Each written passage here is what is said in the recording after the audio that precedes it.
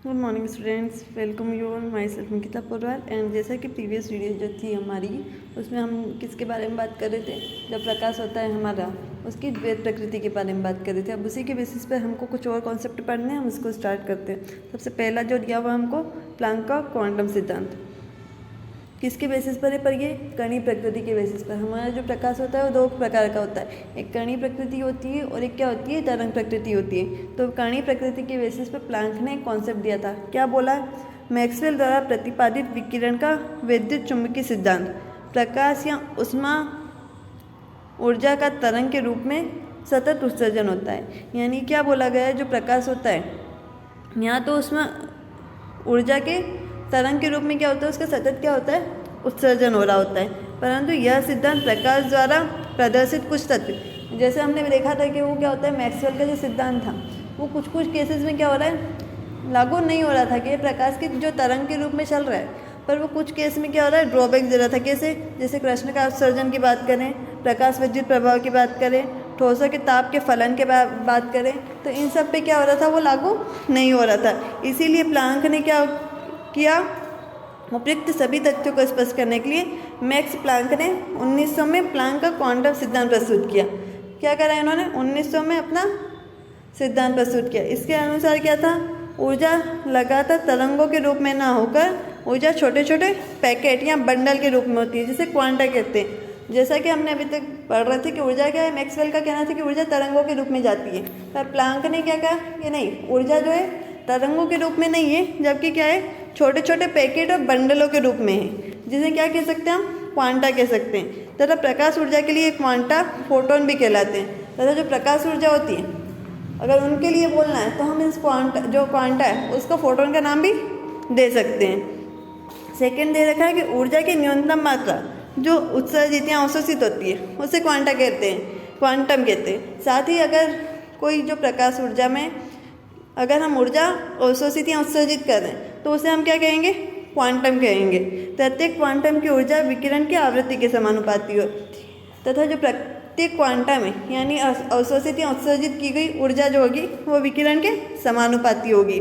तो ऑब्वियसली होगी, अगर ऊर्जा देंगे हम तो विकिरण बढ़ जाएगी, और ऊर्जा कम करेंगे तो विकिरण क्या हो जाएगी, घट जाएगी। इसीलिए क्या होती है, प्रत्येक क्वांटा की जो विकिरण होती है, प्रत्येक क्वांटा की जो ऊर्जा होती है वो किसके समानुपाती होती है, विकिरण के समानुपाती होती है। इसी बेसिस पर जो हमारा क्वांट है उसने ये कॉन्सेप्ट दिया, जहाँ पे जो दिख रहे E बराबर एच न्यू, जहाँ E जो है वो क्या है, ऊर्जा है, एच जो है वो प्लांक नियतांक है, और न्यू क्या है, आवृत्ति है। एच क्या होता है, प्लांक नियतांक होता है। प्लांक नियतांक का मान कितना होता है, 6.626 इंटू 10⁻27 है ना। इसे अर्ग और जूल दोनों में प्रेजेंट कर सकते हैं, ठीक है। तो इतना जो प्लांक का कॉन्सेप्ट होने के बाद हमारा जो नेक्स्ट टॉपिक दे रखा है वो दे रखा है विद्युत चुम्बकीय स्पेक्ट्रम। हमको पता है कि जो हमारा प्रकाश है वो क्या होता है, तरंगों के रूप में भी हो सकता है, कणों के रूप में भी हो सकता है। अलग अलग साइंटिस्ट ने अलग अलग बातें की है। तो अब विद्युत चुम्बकीय स्पेक्ट्रम किस हिसाब से होता है वो देखो, विभिन्न प्रकाश के रंगों जैसे नीला, हरा, काला आदि की तरंगदैर्घ्य तथा आवृत्ति भिन्न भिन्न होती है। ये तो हमने भी देखा है कि जो हमारी रेड लाइट करती है, यानी रेड कलर की अगर लाइट होगी तो उसकी तरंगदैर्घ्य बहुत ज़्यादा होती है, यानी हमको दूर से ही चमकती हुई दिखाई देगी बजाय दूसरे कलर के। तो वही बताया गया है यहाँ पे, कुछ जो होती है हमारी तरंगदैर्घ्य, उनकी आवृत्ति और आकार, आवृत्ति और तरंगदैर्घ्य क्या होगी, भिन्न भिन्न होगी। इसी तरह से हमारे जितने भी कलर होते हैं, अगर उनकी आवृत्ति भी देखें हमें तो वो क्या होगी, अलग अलग होती है। 19वीं शताब्दी के अंत में यह दर्शाया गया कि प्रकाश तरंगे प्रकृति में विद्युत चुम्बकीय होती है। सबसे पहले क्या बताया कि जो प्रकाश की तरंगे होती है, हमने पढ़ा है कि प्रकाश की तरंगे कैसी होती है, विद्युत चुम्बकीय होती है ना। अर्थात ये त्रिविम में विद्युत तथा चुंबकीय क्षेत्र में दोलन करती है। और विद्युत चुम्बकीय तरंगे कौन सी कहलाएगी, जो विद्युत तथा चुंबकीय क्षेत्र के मध्य क्या करती है, दोलन करती है, वही विद्युत चुम्बकीय तरंगे होती है। इसके बारे में भी हमने पढ़ा। तो इसको हम यूँ भी कह सकते हैं कि प्रकाश विद्युत चुम्बकीय विकिरण है, यानी जो प्रकाश जो होता है, हमारी लाइट जो होती है वो कौन है, कैसी है, विद्युत चुम्बकीय विकिरण होती है। अतः विभिन्न तरंगदैर्घ्य वाले विभिन्न प्रकार के विद्युत चुम्बकीय विकिरण ज्ञात हैं। तो इसी तरह से अगर सारा प्रकाश क्या है, विद्युत चुम्बकीय तरंग ही है, तो इस तरह से क्या होती है, हमको तो बहुत सारी आवृत्ति और विभिन्न तरंगदैर्घ्य वाली क्या है, बहुत सारे प्रकाश पता है कैसे, जैसे हमने दृश्य प्रकाश के बारे में पढ़ा था, एक्सरे के बारे में पढ़ा था, अल्फा किरणों के बारे में पढ़ा था, है ना। तो इस तरह से क्या होगी, जो विभिन्न प्रकार के प्रकाश है उनकी तरंगदैर्घ्य तथा आवृत्ति कई प्रकार की होती है, ये विद्युत चुम्बकीय स्पेक्ट्रम स्थापित करती है। साथ ही अगर हम इनको स्पेक्ट्रम के रूप में स्थापित करें तो ये क्या करती है, विद्युत चुम्बकीय स्पेक्ट्रम बनाती है। किस तरह से, जैसे हम एग्जांपल लेते हैं, जब हम हमारा प्रिज्म होता है उससे अगर हम वाइट लाइट पहुँचाते हैं, अगर प्रिज्म से वाइट लाइट पास करते हैं तो इस तरह से अलग अलग कलर्स में हमको मिलती है, तो ये क्या कहलाएगा, एक तरह से स्पेक्ट्रम कहलाएगा। किस तरह से, इसके एग्जाम्पल जैसे हमको यहाँ पे दिया हुआ है, बोला हुआ है, इन्हीं विकिरणों को फोटोग्राफिक प्लेट पर लिया जाए तो ये चित्र स्पेक्ट्रम कहलाता है। यानी जो विकिरणें दी थी इनको हम फोटोग्राफिक प्लेट पर ले रहे हैं तो ये क्या हो जाएगा, पूरा स्पेक्ट्रम कहलाएगा। उदाहरण, श्वेत प्रकाश को यदि किसी प्रिज्म में से गुजारा जाए तो उसके अवयवी विभिन्न तरंगदैर्घ्य वाली अलग अलग रंगों वाली किरणें विक्षेपित होती हैं।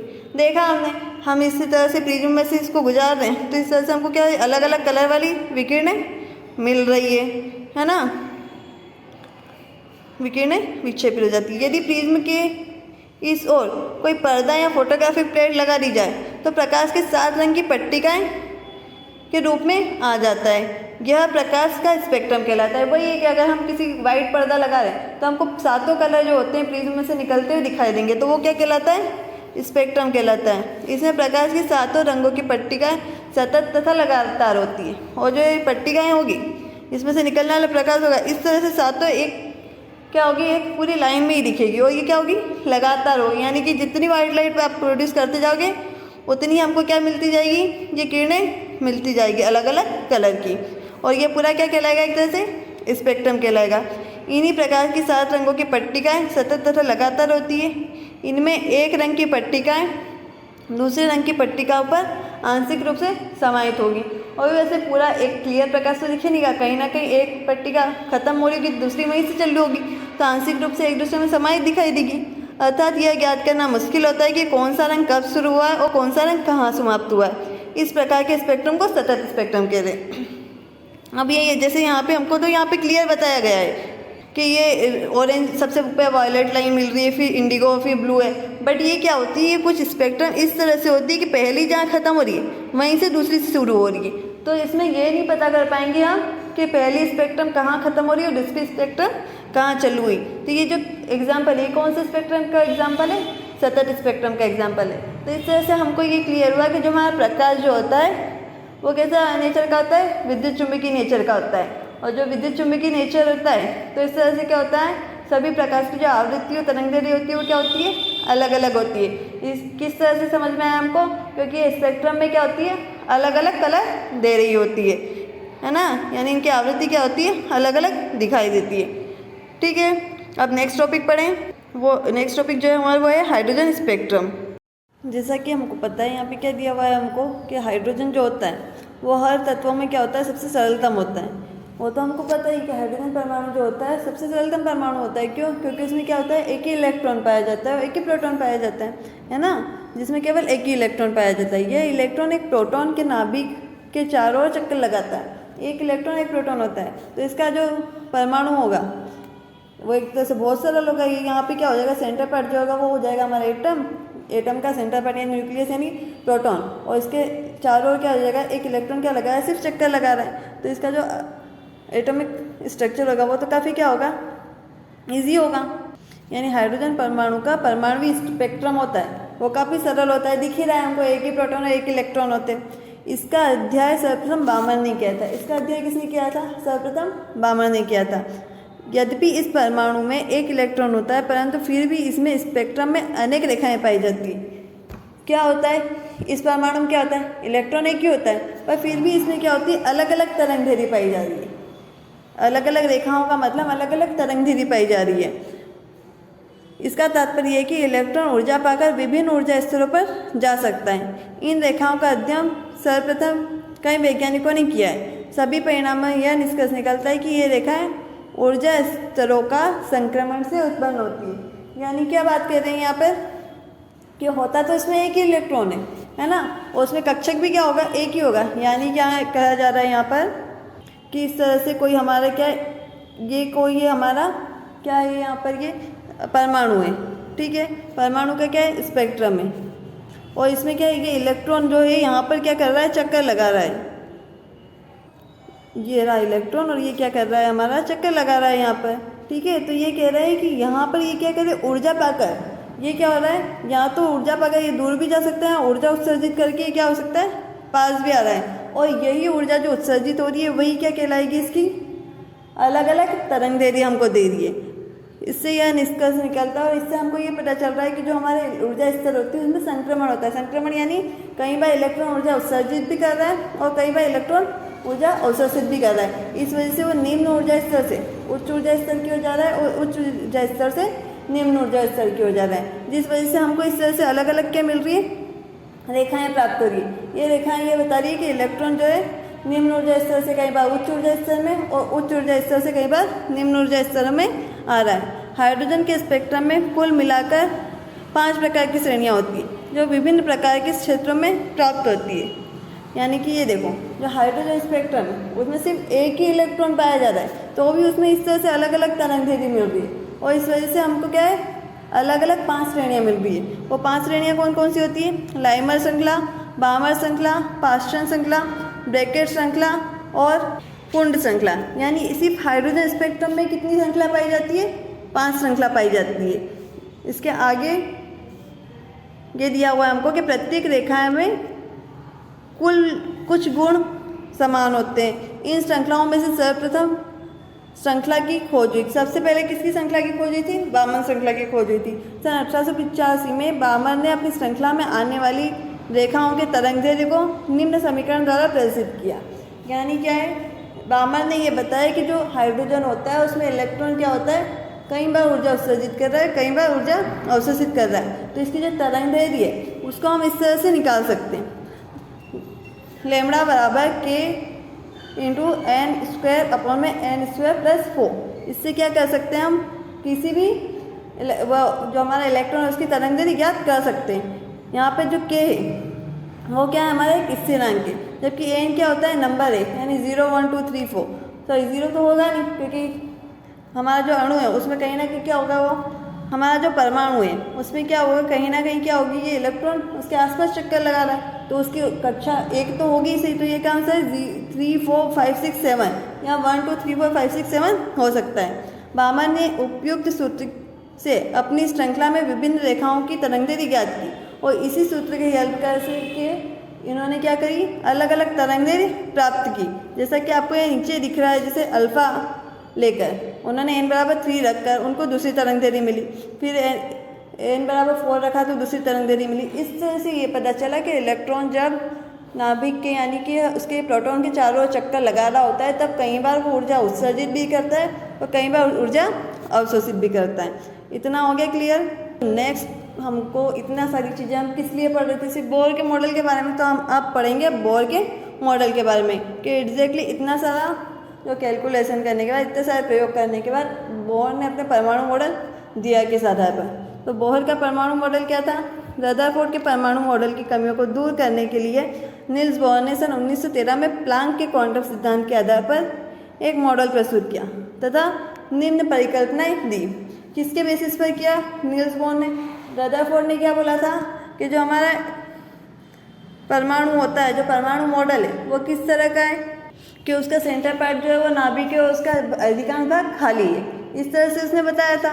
जो रदरफोर्ड की कमी किसने दूर की है, नील्स बोहर ने। अब नील्स बोहर ने क्या क्या बताया है, परमाणु के नाभिक के चारों ओर स्थायी ऊर्जा अवस्था होती है तथा ये वृत्ताकार होती है जिन्हें कक्षा कहा जाता है। अब पहले जो रदरफोर्ड था उन्होंने क्या बताया था, उन्होंने ये नहीं बोला था, सिर्फ ये बोला था कि परमाणु का जो सेंटर पार्ट होता है वो नाभिक होता है, उसके चारों ओर क्या लगाते हैं, इलेक्ट्रॉन चक्कर लगाते हैं। किस ऊर्जा में लगा रहे, क्या लगा रहे, ये कुछ नहीं बताया था। जबकि रदरफोर्ड ने बोहर ने बोला कि परमाणु के नाभिक के चारों ओर एक स्थायी ऊर्जा अवस्था होती है। यानी ये नाभिक दिख रहा है आपको यहाँ पे, और इस तरह से क्या होती है, एक स्थायी ऊर्जा अवस्था होती है। ये वृत्ताकार होती है तथा इन्हें कक्ष कहा जाता है। और ये क्या होती है, वृत्ताकार होती है, इन्हें क्या कहते हैं, कक्षा कहा जाता है। यानी क्या है कि जो अलग अलग आपको कक्षा दिख रही है, यानी अलग अलग वृत्ताकार आकृति दिख रही है, यहाँ पर जो ऊर्जाएं हैं वो क्या एक तरह से निश्चित होगी। अगर वो परमाणु इस ऊर्जा अवस्था में अगर यहाँ पर है तो वो क्या हो जाएगा, उसकी ऊर्जा उतनी होगी, यहाँ होगा तो इसकी ऊर्जा अलग हो सकती है। इस तरह से उन्होंने क्या बोला कि नाभिक के चारों ओर स्थायी ऊर्जा अवस्था होती है जिन्हें कक्षा कहा जाता है। इन कक्षाओं में इलेक्ट्रॉन भ्रमण करते हैं। ये तो हमको पता है कि इलेक्ट्रॉन भ्रमण करना ही था, तो ये क्या कह रहा है इन्होंने कि इन कक्षाओं में क्या करते हैं, इलेक्ट्रॉन भ्रमण करते हैं। इलेक्ट्रॉन केवल उन्हीं कक्षाओं में भ्रमण करते हैं जिनके लिए कोणीय संवेग का मान h/2π का सरल गुणांक होता है। और ऐसा कहा है इन्होंने कि इलेक्ट्रॉन जो है उन्हीं कक्षाओं में भ्रमण करेंगे जिसमें कोणीय संवेग जो रहेगा उसका मान कितना होगा, h/2π का सरल गुणांक होगा। जैसे किस तरह से जो कोणीय संवेग होता है वो हमारा एम्पियर होता है ना, और हमको क्या बोला है कि h/2π का सरल गुणांक होना है। तो इस तरह से जिसका मान h/2π का सरल गुणांक होगा वही उसी कक्षाओं में क्या करेंगे, इलेक्ट्रॉन चक्कर लगाएंगे। उसके बाद क्या बोला है इन्होंने, नाभिक के निकटतम कक्षा की ऊर्जा निम्नतम होती है। यानी जो नाभिक है, जो आपको दिख रहा था यहाँ पर डायग्राम, उसमें सेंटर पार्ट था, उसकी जो सबसे पहली वाली कक्षा होगी उसमें ऊर्जा क्या होगी, सबसे कम होगी। इसलिए इसे n = 1 करेंगे। इसलिए जो सबसे नाभिक के सबसे पास वाली कक्षा होगी वो n = 1, उसके बाद वाली n = 2, उसके बाद वाली n = 3। तो इस तरह से क्या होती है, जो पहली कक्षा होती है उसे n = 1, यहाँ इसे के द्वारा भी प्रेजेंट किया जा सकता है। इसी प्रकार जो आगे आगे चलता जाएगा के एल एम एन यानी 1 2 3 4 चलता जाएगा, उस हिसाब से क्या होगी, उसकी ऊर्जाएं संकेत होते रहेंगे। इलेक्ट्रॉन के अपने ही ऊर्जा स्तर में कक्षा में घूमते रहने पर उसकी ऊर्जा में कोई परिवर्तन नहीं होता है। अब इलेक्ट्रॉन क्या है, अगर अपनी कक्षा में घूम रहा है यानी क्या है, कोई इलेक्ट्रॉन है जो इस जगह पर है, अगर k = 1 में तो इसी जगह में घूम रहा होगा तो उसकी ऊर्जा में इस जगह पर घूमते हुए कोई परिवर्तन नहीं होगा। ऐसा कहा गया है जब तक इलेक्ट्रॉन को बाह्य स्रोत से ऊर्जा देने पर यह उच्च कक्षा में चला जाता है। यानी क्या है, जब तक कोई इलेक्ट्रॉन जो है, यानी जैसे हम मानते हैं कि ये हमारा कोई इलेक्ट्रॉन का कक्ष है, ठीक है, यहाँ पे कोई इलेक्ट्रॉन चक्कर लगा रहे हैं, तो वो क्या होगा, इसकी ऊर्जा क्या होगी, सबसे कम होगी। अगर इसको हमको इस कक्षा में पहुँचाना है तो हमको क्या करना पड़ेगा, इसको ऊर्जा देनी पड़ेगी, जिससे क्या हो जाए, इस कक्षा में आ जाए, क्योंकि उसकी ऊर्जा कम है, वो इस कक्षा में नहीं जा सकता। तो इस कक्षा में पहुंचाने के लिए इसको क्या करना पड़ेगी, ज़्यादा ऊर्जा देनी पड़ेगी। जैसे कि हम सीधे अच्छे से एग्जांपल देखें तो हम जैसे मानते हैं, हम कोई चाहते हैं कि हमारा कोई छोटा बच्चा है, वो अभी 1st क्लास में पढ़ रहा है और हम चाहते हैं कि वो सीधे जाके 4th क्लास में बैठ जाए, तो हमको क्या करना पड़ेगा, उसको इतना नॉलेज देना पड़ेगा कि ज़्यादा जाके सीधे 4th क्लास में बैठ पाए। तो वही है कि इलेक्ट्रॉन को अगर उच्च ऊर्जा स्तर में पहुँचाना है तो उसको क्या करना पड़ेगा, हमको पहले ऊर्जा देनी पड़ेगी। वो ऊर्जा अवशोषित करके क्या हो जाएगा, उच्च ऊर्जा स्तर में चला जाएगा। और इसी के अपोजिट अगर कोई बहुत वीक बच्चा है जो 4th क्लास में पढ़ रहा है, तो उसको नॉलेज देने के लिए हमको क्या करना पड़ेगा, उसको छोटी क्लास में बिठाना पड़ेगा। तो इसी तरह से जिस तरह से ऊर्जा वो क्या करता है, अवशोषित करेगा, उसी तरह से इलेक्ट्रॉन ऊर्जा उत्सर्जित करके क्या हो जाता है, निम्न कक्षा में भी आ सकता है, ठीक है। और जो उसकी ऊर्जा होगी वो किस रूप में होगी, क्वांटा के रूप में, जैसा कि हमने अभी कॉन्सेप्ट पढ़ा था, किसका, प्लांक का। उत्सर्जित या अवशोषित विकिरणों की आवृत्ति तथा तरंगदैर्घ्य दो निकटवर्ती ऊर्जा स्तरों की ऊर्जा के अंतर पर निर्भर करती है। यानी जो उत्सर्जित विकिरण होगी या अवशोषित विकिरण होगी, इलेक्ट्रॉन आगे या पीछे जाने के लिए ऊर्जा अवशोषित या उत्सर्जित करेगा, तो उसकी आवृत्ति और तरंगदैर्घ्य जो होगी वो किस पर निर्भर करेगी, उसके निकटवर्ती जो ऊर्जा स्तर है, यानी कि ये दोनों ऊर्जा स्तर है, इनके ऊर्जा अंतरों पर डिपेंड करेगी। वो तो करेगी, इसे हमको भी समझ में आ रहा है कि इन दोनों केस में ऊर्जा स्तर, यानी हम माने कि जो हमारा 1st 2nd जो है उसकी ऊर्जा है, हम मान लेते 25 है, और जो 3rd वाला है उसकी ऊर्जा है 30। तो इन दोनों के अंतर पर ही हमारी उत्सर्जित तथा अवशोषित की हुई ऊर्जा की मान निर्भर करेंगे, है ना। तो इस तरह से हम कह सकते हैं जो उत्सर्जित ऊर्जा है, अवशोषित ऊर्जा की मान जो है कहीं पे डिपेंड करता है, दोनों ऊर्जा स्तरों के मान पर डिपेंड करता है, ठीक है। इतना क्लियर हुआ। तो इसी तरह से बोर ने अपना मॉडल प्रस्तुत किया। बोर के उपयुक्त अभिग्रहत्वों के आधार पर हाइड्रोजन परमाणु के स्पेक्ट्रम तथा कक्षा त्रिज्या तथा कक्ष ऊर्जा, इलेक्ट्रॉन वेग आदि की गणनाओं की व्याख्या की। अब इसने क्या किया, जो बोहर का मॉडल था वो था तो काफ़ी अच्छा, पर उसमें कुछ कमियां थी। उसने जो लिया था आधार, जिसको लिया था, जिसके बेसिस पे उसने अपना परमाणु मॉडल दिया था, वो था हाइड्रोजन परमाणु। अब हाइड्रोजन की एक कमी थी कि हाइड्रोजन में तो सिर्फ एक ही इलेक्ट्रॉन होता है, तो उसमें तो क्या है, उसकी जो एटॉमिक स्ट्रक्चर है उसका वो तो यूँ भी सरल था, पर जो बोहर का मॉडल था वो दूसरे परमाणुओं पर क्या हो गया, फिट नहीं बैठ रहा था, तो इसलिए इसमें कुछ कमियां रह गई। अब हम पढ़ लेते हैं बोहर के परमाणु मॉडल की कमियां। ये दिख रहा है आपको, इस तरह से था हमारा जो बोहर था, उसका परमाणु मॉडल कुछ इस तरह से था। जो सेंटर पर था वो था उसका नाभिक, और इस तरह से उसने क्या बताया था कि इस तरह से आसपास क्या होते हैं, इलेक्ट्रॉन की क्या होते हैं, ऊर्जा स्तर होते हैं। जैसे फर्स्ट, सेकंड, थर्ड, फोर्थ, 5, 6, 7, जो सबसे दूर रहेगा उसकी ऊर्जा सबसे ज़्यादा, और सबसे पास रहेगा उसकी ऊर्जा सबसे कम होगी। अगर यहाँ से उठा के हमको इलेक्ट्रॉन को यहाँ भेजना है तो ऊर्जा देनी पड़ेगी, और यहाँ से उठा के इलेक्ट्रॉन को यहाँ भेजना है तो ऊर्जा कम करनी पड़ेगी। ठीक है, ये अब हमको पढ़नी है बोहर मॉडल की कमियाँ। बोहर मॉडल के द्वारा हाइड्रोजन परमाणु, जिसमें एक इलेक्ट्रॉन होता है, के परमाणविक स्पेक्ट्रम की तो सरलता पूर्वक व्याख्या कर सकते हैं, किंतु अन्य परमाणु जिनमें इलेक्ट्रॉन की संख्या अधिक होती है उनके स्पेक्ट्रम की व्याख्या नहीं कर सकते।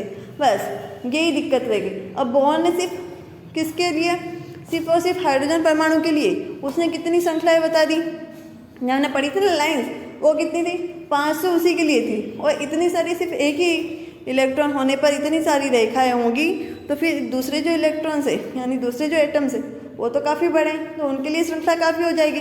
तो बोहर के मॉडल के बेसिस पर हम दूसरे परमाणुओं का स्ट्रक्चर एक्सप्लेन नहीं कर पा रहे थे।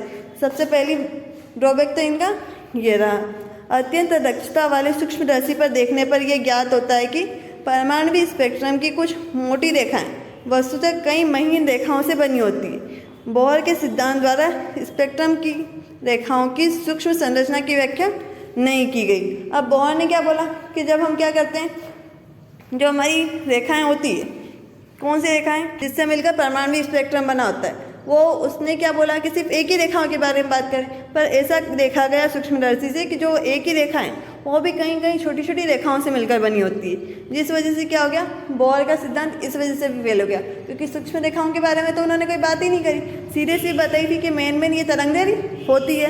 उसके बाद प्रयोगों द्वारा देखा गया कि जिस वस्तु के विकिरण का उत्सर्जन होता है, इसे चुंबकीय क्षेत्र में रखने पर उसके स्पेक्ट्रम रेखाएं विभक्त हो जाती है। यानी क्या हुआ कि जैसे हम बोल रहे हैं कि कई बार क्या होता है, वस्तु से विकिरण उत्सर्जित होगी, यानी किसी वस्तु से अगर विकिरण उत्सर्जित हो रही है तो उसको चुंबकीय क्षेत्र में जब रखा जा रहा है, चुंबकीय क्षेत्र में रखने पर क्या हो रहा है, उसके स्पेक्ट्रम जो है यानी जो उसकी वेव दिख रही है हमको, स्पेक्ट्रम जो हमको प्राप्त हुआ था वो क्या हो गया, विभक्त यानी स्प्लिट होने लगा।